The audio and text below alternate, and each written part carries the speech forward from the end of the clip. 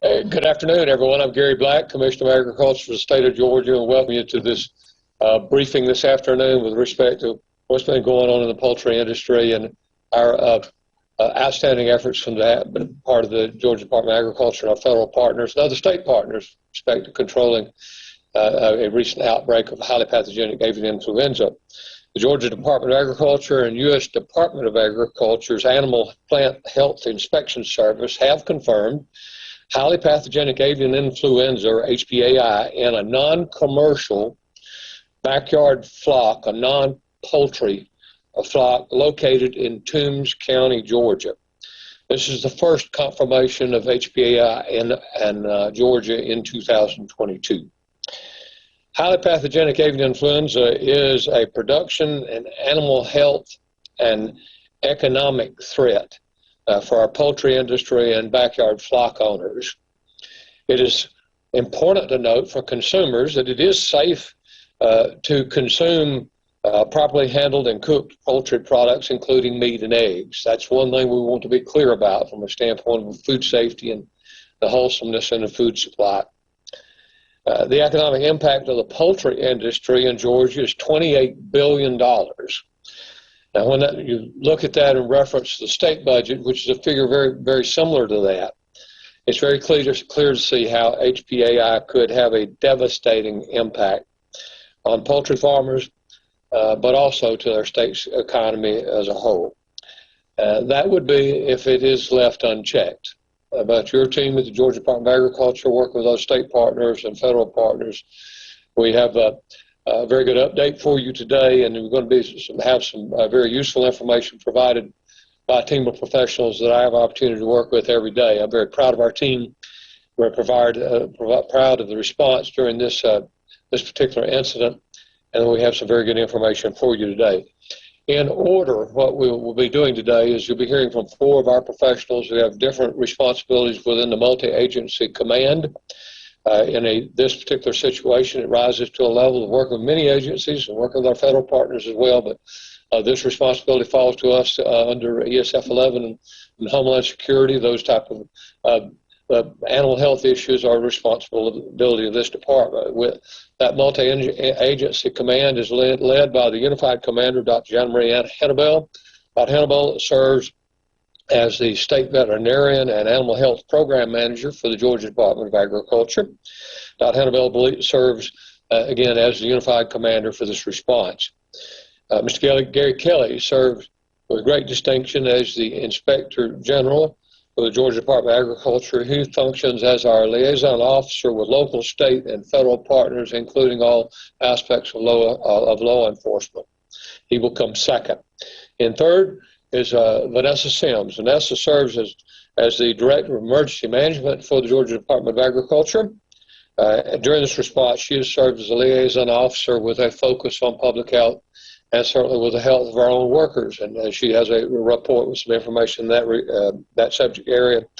And wrapping up our team today is Dr. Louise Zavala. Dr. Zavala is Executive Director of the Georgia Poultry Diagnostic Laboratory Network in Gainesville, and we have the operations also in Tifton. She focuses on poultry health issues and emergency preparedness with the strong ties back to industry. So, ladies and gentlemen, the process will work here. Our 4 professionals will make their presentations, and I'll come back up and we'll be receiving questions of any of us, anyone from the department.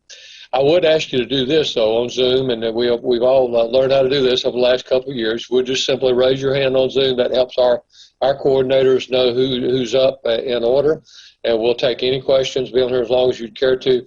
We would ask you, though, even though we have the information, if you raise your hand, would you please identify yourself when you're asking the question, that make sure we can address everything you have before us today. So it is now my honor to present the Unified Commander for this response, Dr. John Marie Hannibal, State Veterinarian for the Georgia Department of Agriculture. Dr. Hannibal. Thank you so much, Commissioner, and good afternoon, everybody. We're very, very pleased to have you here today. Thank you for joining us. First, I just kind of wanted to start and outline the mission of our animal health team here at the Georgia Department of Agriculture. Our mission is to prevent, eradicate, and control high-consequence infectious diseases that can impact Georgia animals. We're the 36th state to have been impacted by the current H5N1 highly pathogenic avian influenza outbreak that has now affected more than 350 flocks and nearly 38 million birds nationwide. Prior to this week, we had identified the virus in wild birds only here in Georgia. So we've spent the last several months preparing our team to respond, communicating about the risk of highly pathogenic avian influenza to Georgia flock owners, and providing resources to defend those flocks. In partnership with the Georgia Poultry Lab Network, the U.S. Department of Agriculture, and most importantly, the flock owner in Toombs County, we've implemented a response strategy to quickly contain the virus on the premises and reduce the likelihood of spread. We want to encourage all of our flock owners, small or large, to maintain vigilance and ensure that you have robust measures in place to protect your birds, such as moving birds with outdoor access indoors or covering their enclosures to reduce exposure to wild birds that might be shedding the virus. Review your biosecurity practices with your veterinarian or extension agent, and check out our avian influenza webpage for biosecurity resources. A little bit later, Dr. Zavala will also be providing some more detailed information on biosecurity practices. One point of clarification I wanted to make was the use of the term non-poultry in reference to this flock in Toombs County. Non-poultry is a term used by USDA for international reporting purposes to identify backyard flocks that are not engaged in commercial activities. And it doesn't imply that chickens or turkeys are not present. So with that, I will turn it over to Mr. Gary Kelly, who's going to provide a brief overview of our initial response activities. Mr. Kelly? Thank you, Dr. Hannaville. Good afternoon. I just want to provide you some information in regards to the response. First off, the State Agricultural Response Team, also known as SART, was formed a number of years ago in order to give the state or provide the state with the capability to be able to respond to emergencies in the agricultural arena. Some of the members of that team or members of the team come from various agencies, state agencies, and I want to just list a couple of those right now. The Department of Agriculture, USDA, our partners in the United States Department of Agriculture, Georgia Department of Natural Resources, Georgia Forestry Commission, GEMA Homeland Security, the Department of Public Health, and the Georgia Poultry Lab. The Georgia SART team routinely trains and conducts exercises throughout the year in preparation for the possibility of animal diseases that may impact the state of Georgia. Some of the agencies that actually responded to this Toombs County incident involved the Department of Agriculture, the Georgia Poultry Lab, the Georgia Department of Natural Resources, the United States Department of Agriculture. We had assistance, a very good assistance from the local authorities, the Toombs County Sheriff's Department, the Toombs County Emergency Management Agency, the Georgia Department of Transportation, as well as the farmer that took part in this response. SART personnel, along with the farmer, handled the depop and disposal operations at the site. GDA staff facilitated the cleaning and disinfecting operations at the farm. The Georgia Department of Transportation allowed Georgia Department of Agriculture to utilize one of their facilities in the area for staging of personnel and equipment. The Toombs County Sheriff's Department provided security at the location. And the Toombs County Emergency Management Agency provided and assisted with the response arrangements. We want to thank all of our partners that participated in this event and let you know that it's truly a team effort here in the state of Georgia. Thank you very much. Oh, I want to introduce Vanessa Sims, who'll be coming up now to speak. Thank you. Good afternoon. Safety of our responders and the public is a key priority in any response. We've taken steps during this operation to address both. We've been partnering with the Georgia Department of Public Health regarding farm personnel and responder monitoring for 10 days post-deployment. I'd like to reiterate that the risk to humans for avian influenza exposure is low, and our staff has followed biosecurity best practices to minimize any risks. I'd like to give a sincere thanks to the Department of Public Health personnel and the epidemiology, influenza surveillance, and public health emergency preparedness program areas. Secondly, we've been partnering with the Georgia Department of Behavioral Health and Developmental Disabilities regarding responder and producer stress and mental health during an incident. We've worked collaboratively to develop outreach materials that provide signs and symptoms of stress and mental health, including impacts to behavior, your body, your emotions, and your thinking. We strongly advocate for self-care. We've developed 2 documents, How to Cope with Stress During an Animal Disease Outbreak and How to Prevent Compassion Fatigue. These 2 documents can be found on the Avian Influenza tab on the Georgia Department of Agriculture's website at www.agr.georgiaspelledout.gov. And lastly, we have shared with the farm family and their workers, as well as our personnel, the Georgia Crisis Access Line telephone number for anyone who may require immediate services or immediate help. That number is 1-800-715-4225.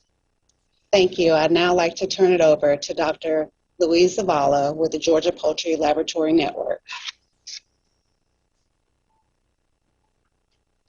Good morning and welcome, and thank you for including me in this press conference.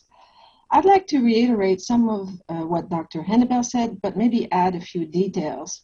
The first thing I'd like to say is this virus is carried by wildlife, and this virus has been circulating in Asia and Europe recently with high numbers of detections in both wildlife, commercial and non-commercial poultry.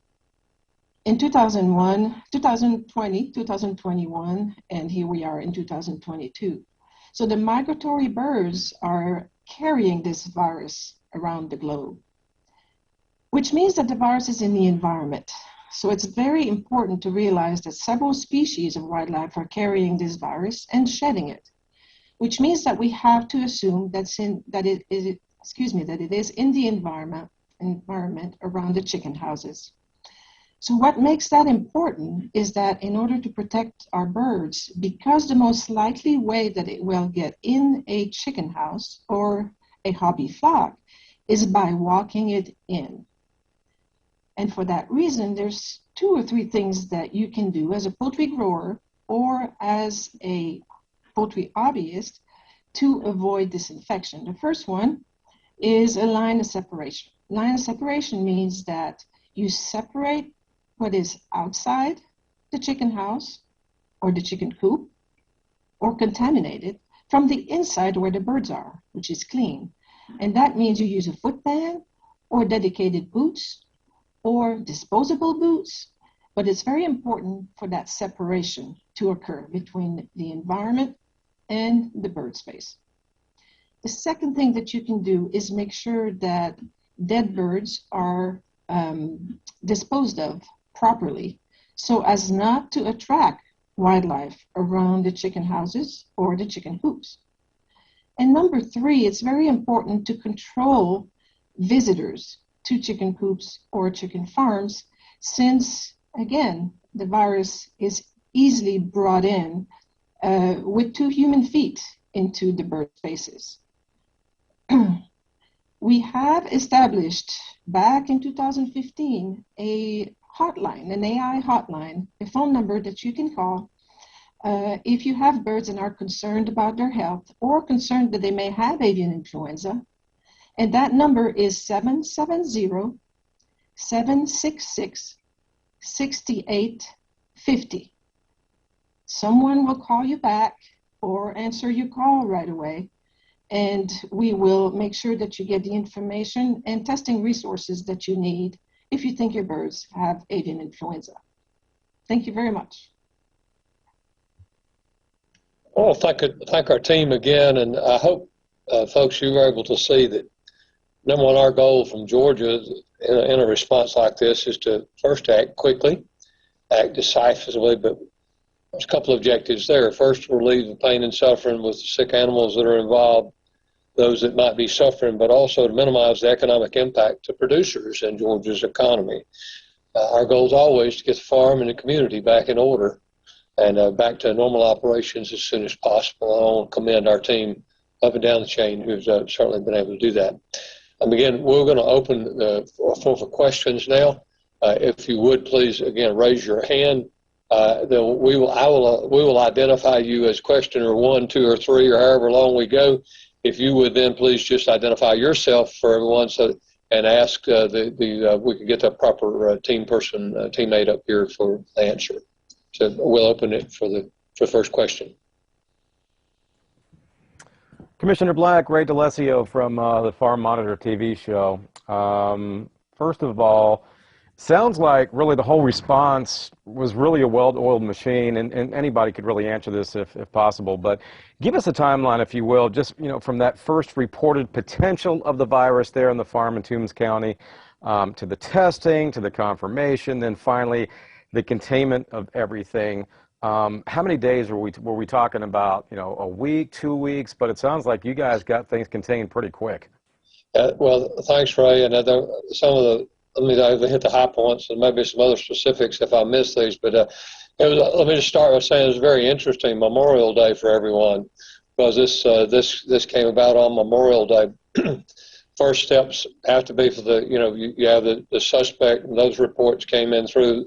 I think the landowner and the farmer actually called our hotline, plus he called the Department of Natural Resources, because we did have several vultures that actually had some mortality with in the wild population as well. So that kind of made Monday pretty interesting. All of those tests, though, from a standpoint of taking the samplings and getting to Ames, Iowa, that's the next step. Ames, Iowa is the National Veterinary Laboratory with USDA. Those samples got up there on Tuesday or Monday night late. I think probably Tuesday. And then, of course, we have the solid confirmation and the announcement from USDA today at 11 o'clock. But what our team, I commend Dan Duncan and our team, and, of course, Dr. Hannibal and her leadership. We assembled early on Tuesday morning, and the decision was made to go ahead and deploy all of our assets to make sure that we could initiate the depopulation immediately. So, Ray, the bottom line answer to your question, there are a few random chickens that they are still searching for, a little more of a feral type nature. But our team basically completed their work yesterday afternoon. So start to finish, it's a 48-hour operation, and that's an amazing feat. That's why we train. We've said time and time again, Georgia is the #1 poultry producing state in the nation. Our commitment with this department's always been to be the #1 best prepared for a response like this. And I think once again the teams proves that they certainly are leaders in this nation.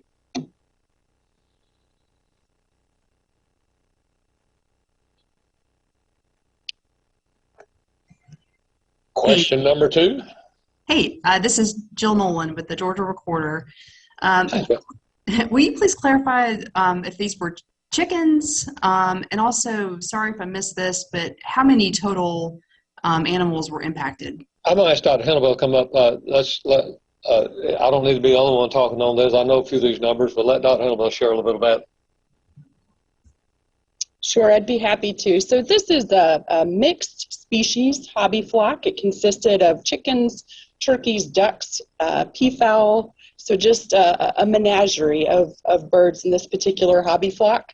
And at this time, as of our reports late yesterday, we had in excess of 350 birds that were depopulated. Now, bear in mind, we expect that number will change because, again, as we are ensuring that we've completed that work and we get reports back from the field every day, we anticipate that number will change, so bear with us. We intend to provide updates going forward through our website and other resources such as that.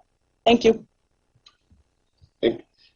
The key thing on that is the major part of the operation has been completed. We just have some ongoing follow-up and monitoring. And I know Dr. Zavala may if we don't get a question, she may comment in a moment the fact that there's ongoing testing just within the commercial side of the industry as well, and thus far those tests, like I noted, are negative. So we're very thankful for that, and certainly the outstanding work with the companies and the farmers and the commercial side of the business. Questioner number 3.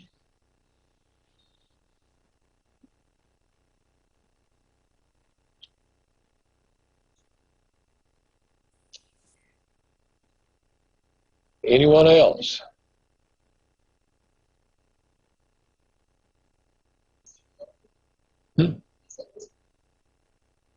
Okay. Can you hear me? Ah, there we go. Okay. Yes, sir. With this operation that I think sort of described itself as a hobby farm, were they under any sort of inspections or licensing or anything like that? And is that something that would have caught this sooner, or is this something that would be impossible to catch on an operation like this? Dal, I recognize your voice. They are not currently licensed, and we're not in that, it just happens to be a large flock. There probably some ongoing discussions that will be taking place with the producer with respect to what intentions were and whether we'll probably have some more reports on that, the license arrangement later. Would they have caught it more sooner? An inspection's good for the day that you're there, and so that's just sometimes we're there when things happen, and sometimes they're not. But in this particular situation, it was more just a little family operation and hobby type arrangement that just had pretty large proportions to it. I think about one of those. Anything else you would add to that? Sure, I think that's an excellent question, and I just to support what Commissioner has said, at this time, again, this flock is considered non-poultry. We've not identified commercial activities that would have required licensure, and we really want to commend this flock owner because they noticed that they had sick birds, and they had some birds dying, and they called immediately, and that is really the backbone of what we need folks to be doing for any animal disease, not just highly pathogenic avian influenza, but it's that old adage, if you see something, say something, right? So cliche, but so true. So we really appreciate the due diligence of this flock owner in reporting immediately when they identified a problem. I think it's really important that we have thanked everything that Mr. Kelly mentioned, the producer, but my appreciation on behalf of the department, and I think really the people of Georgia, we owe a debt of gratitude to the producer, to the farm family that's affected, because we have to realize this is a tough situation for them, and so their cooperation has been stellar throughout this event, and we just want to appreciate every step of the way that the producers granted access and been a real partner to making sure that this virus is contained on the premises. Got one more?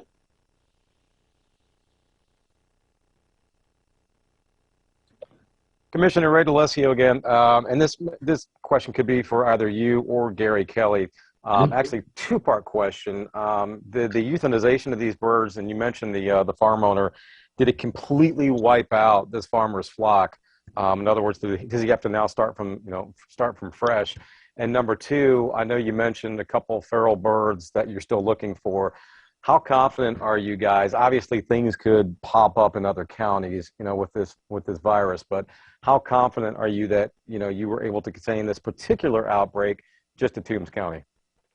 Yeah, well, it is a fluid situation always. But Mr. Kelly, come talk about the whole depop operation, if you would. But containment with respect to the variables that we have before us, I know that we've done the best job possible. Whether this pops up and whether they're still waiting on confirmation, we have suspicions about the vector, but all of that is still awaiting final confirmation. But how the virus pops from place to place to place in an open environment is not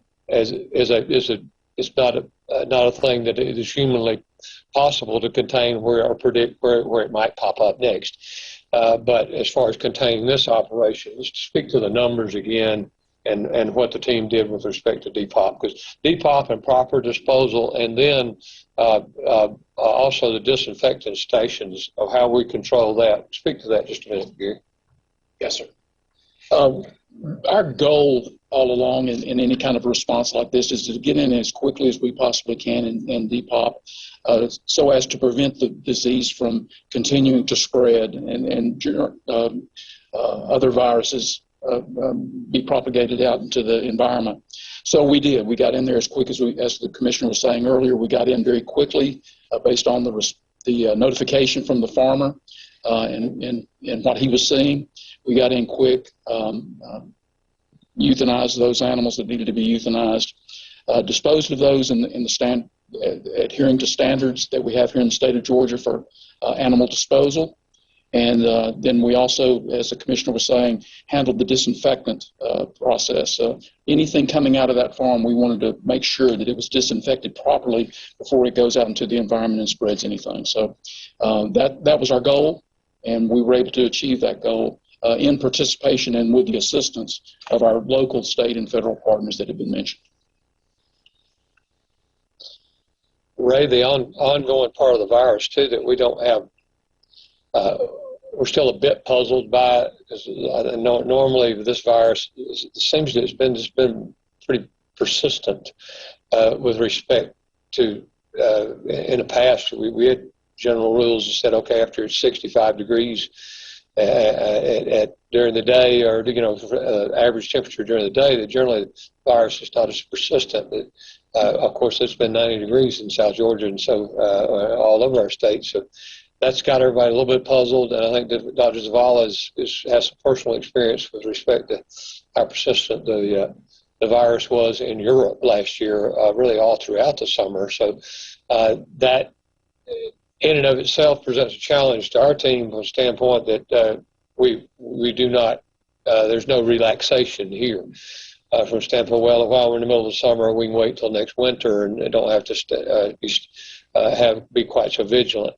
That message of biosecurity to the producer and throughout the poultry industry and backyard flock owners is there is no such thing as a day off when it comes to biosecurity.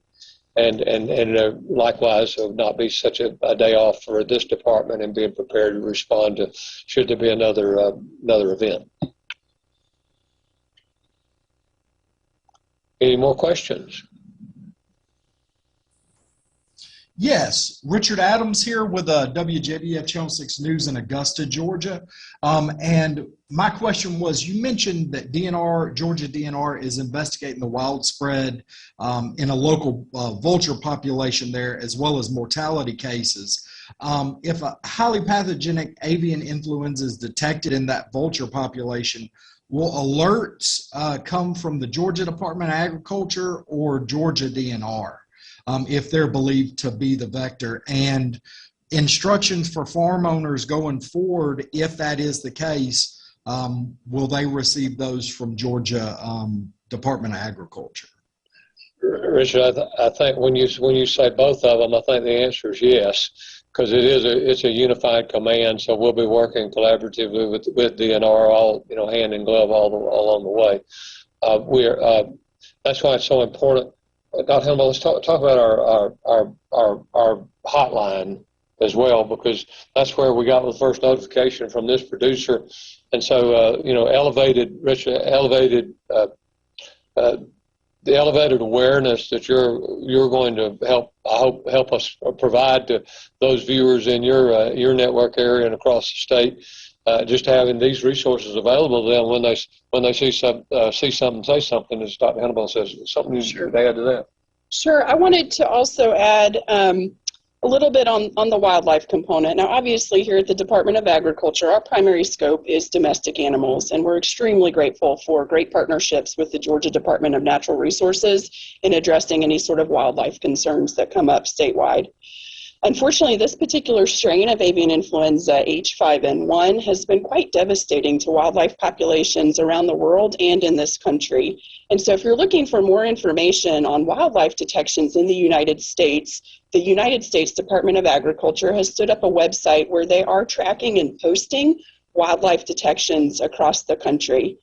Prior to this week, Georgia had detections in 11 wild birds, primarily in southeastern counties along the coast. Excuse me again. But please bear in mind that, again, this particular strain seems to be affecting wildlife in ways that we've not necessarily seen in the past. So typically wildlife, in particular waterfowl, are good reservoirs for avian influenza viruses. It doesn't make them sick, but they're very good at shedding it and potentially affecting domestic birds. Well, this H5N1 has actually caused quite a lot of clinical signs in wild birds. And you may have seen reports of raptors, such as bald eagles, being affected by this avian influenza. You may have seen reports as well, in particular out of Florida, where they've had a number of vultures affected by this particular virus. So I think the message for flock owners statewide is to be aware of that. You've got to have that awareness, and you've got to maintain that separation to the best of your ability between your domestic flock and wildlife. And to that end, any reporting on wild bird detections, again, is posted on that U.S. Department of Agriculture website. And our messaging includes, as Dr. Zavala alluded to earlier, really reiterating that you keep what's outside your flock out there in order to best protect your birds. And that message needs to be ongoing. I don't have the avian influenza hotline right in front of me, so I'm going to refer back to Dr. Zavala, if she's available, to repeat that number for us. If not now, we'll be sure to repeat that before we wrap up for today. Thank you. Thank you. Yes, I am glad to repeat the number, 770-766-6850. Please use it. We'll talk to you. Talk to you later.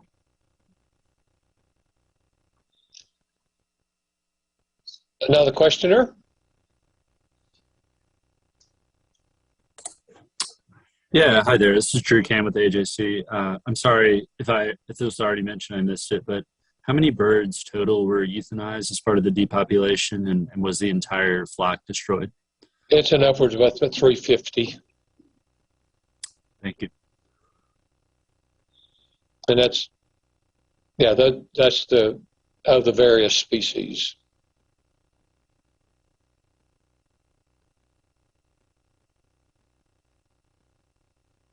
One more?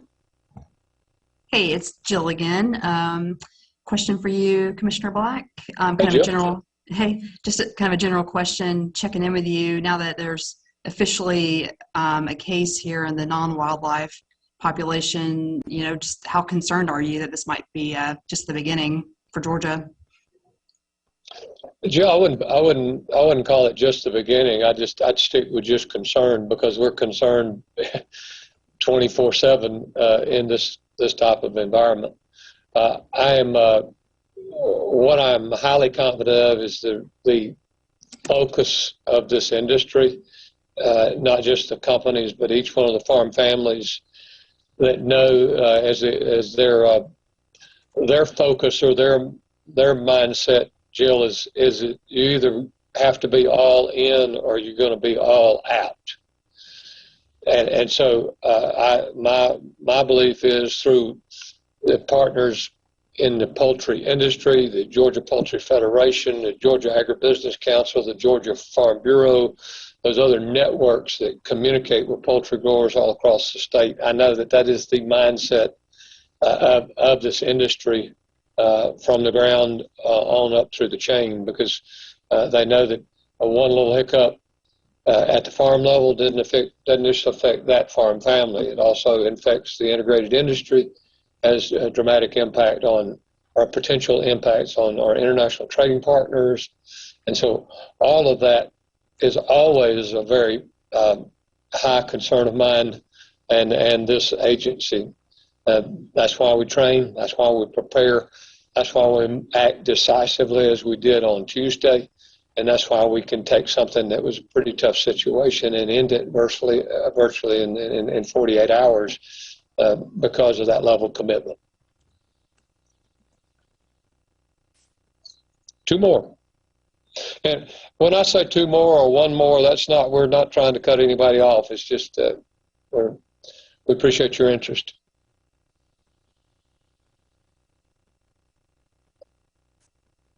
Dal?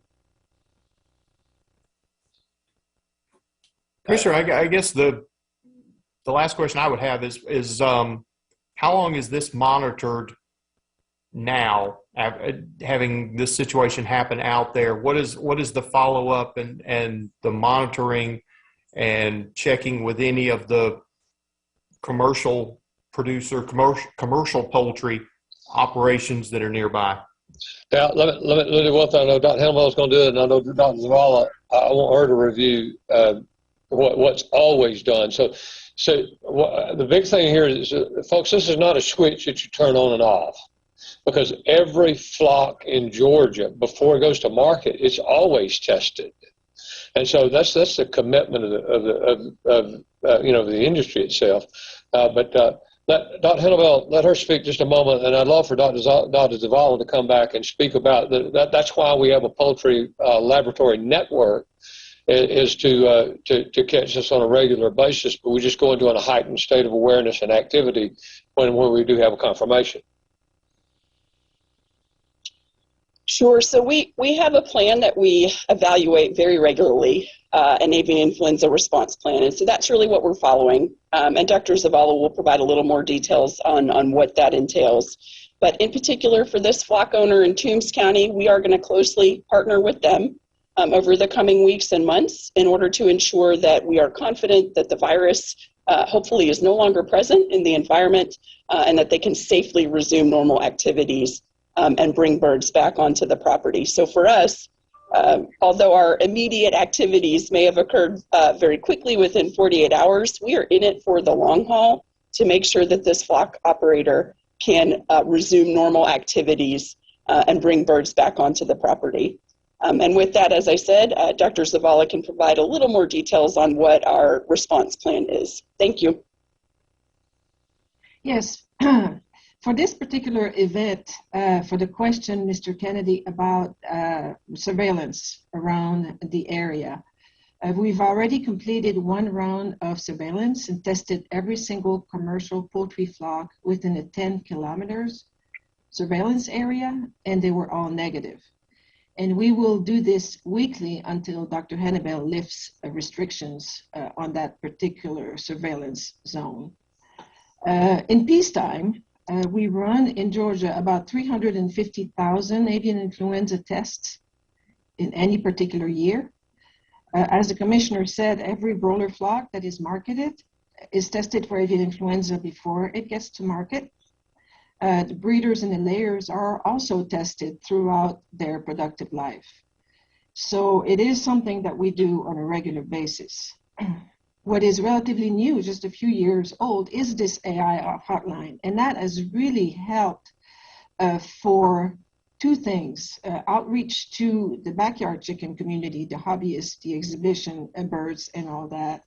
And it goes 2 ways. We outreach to them, and then they can call us if they have any concerns. And that has been very interesting, because normally when there's no immediate known threat out there, we probably get 1 or 2 calls a month.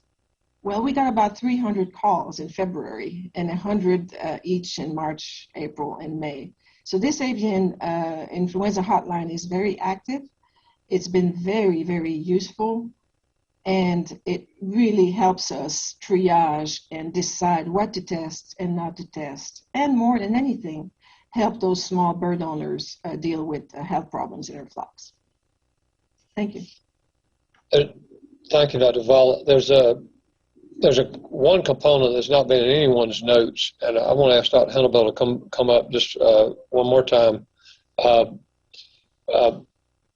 of the big challenges we have is the movement of poultry, and so the backyard flock owners that are not permitted anyway, and then we do have permits, though from time to time there might be a poultry exhibition. And we were poised to make some we really put some restrictions in place back in the wintertime, and we're poised to lift those. But I'd love Dr. Hannibal to address our rules with respect to exhibitions, so that you kind of have a little grasp of the different tentacles of managing this system, how important even these small things are. So back earlier this year, when we started to see detections of this H5N1 avian influenza virus, first in wildlife in the United States, and then unfortunately in domestic birds in Kentucky and Indiana back around February, we took the step of suspending certain high-risk poultry assembly activities, where in particular you're bringing different species together, potentially of different ages and things such as that. And we consider those high-risk activities because, again, you're bringing in birds from different locations around the state and around the country. And when you have a virus like this that is so easily spread from bird to bird, we really just felt it was in the best interest of all of our poultry owners and operators here within the state that we did not encourage that kind of high-risk activity as we saw this avian influenza outbreak beginning back in February. So on February 16th, we suspended exhibitions, sales, swaps, meets, things such as that, again, where you're commingling birds, in particular different species, different ages from different locations in one place. And we were hopeful, having not had a detection here in Georgia in domestic poultry for many, many months, we were hopeful that we would be able to lift that suspension. But obviously, based on current events over the weekend, now is not the right time to do that. We really want to encourage our small flock owners in particular, as well as our commercial operators, to maintain their vigilance. It's clear that the virus is still circulating in wildlife populations. And now we've had our domestic detection here in Georgia. So for the time being, that suspension is going to continue to be in place, and we're going to review it every 30 days to see if we're in a position to lift it. And the three big criteria that we look at in order to potentially lift the suspension is weather. Certainly, although we have seen this detection here in a very hot time of the year in southeast Georgia, in general, warm weather does inactivate avian influenza viruses in the environment. So not in the bird, but in the environment. Two, we're going to look at wildlife detections here within the state of Georgia, and we're also going to be looking at detections within Georgia, within the southeast. If we have additional detections in domestic poultry, then looking at those criteria, we can make an informed, evidence-based decision about whether or not we can lift the suspension. There's another questioner, I believe.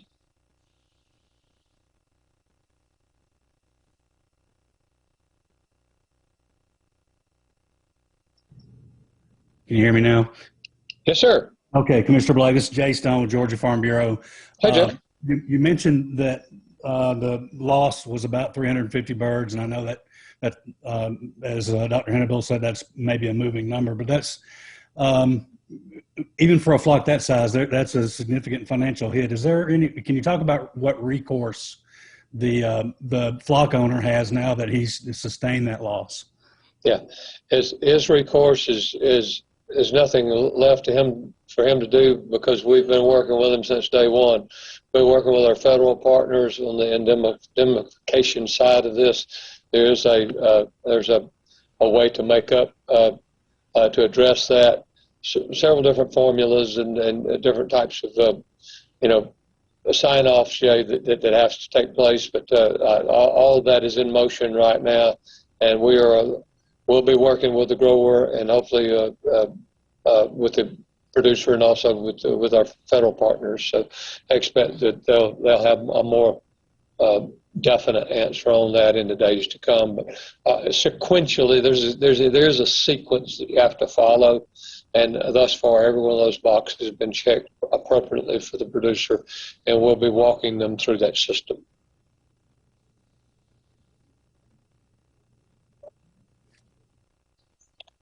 One more.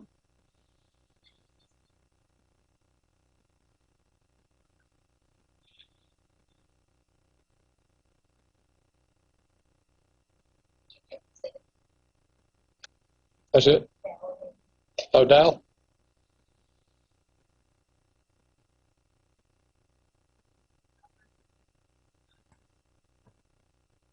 I think I'm good at this point. Thank you for the answers. Okay, sir. Thank you. Is anyone else? One more? Yes, sir. And thank y'all for the press conference today and the quick action and the candor on this. It's much appreciated. I know people have a lot of questions. And one question I know that people probably have is, what signs should flock owners, hobbyists, and even the general public look for when dealing with especially this, this highly infectious version of avian influenza? Yeah, there's an audible, obvious thing that you can notice, but I will say that, but then I'm going to ask Dr. Zavala to talk about the other clinical signs. But if anyone's ever been in a chicken house, you know that it's it's generally a pretty loud place. But one of the more horrifying things is to go into a chicken house and it is quiet. Because that's one of the typical things that you'll see in some of the outbreaks across the country. Dr. Zavala, would you tackle that also, please? Yes, the clinical signs to look for in birds is drop in water consumption, drop in feed consumption. So they stop eating and drinking. They get depressed. You can have egg production drops in layers. But most likely with HPAI, what you get is high mortality that happens very quickly. And that's what this bird owner noticed in his birds. So mortality, drops in egg production, they go silent, and they stop eating and drinking. They get depressed and die. That's what one needs to look for. Anyone else? Last call.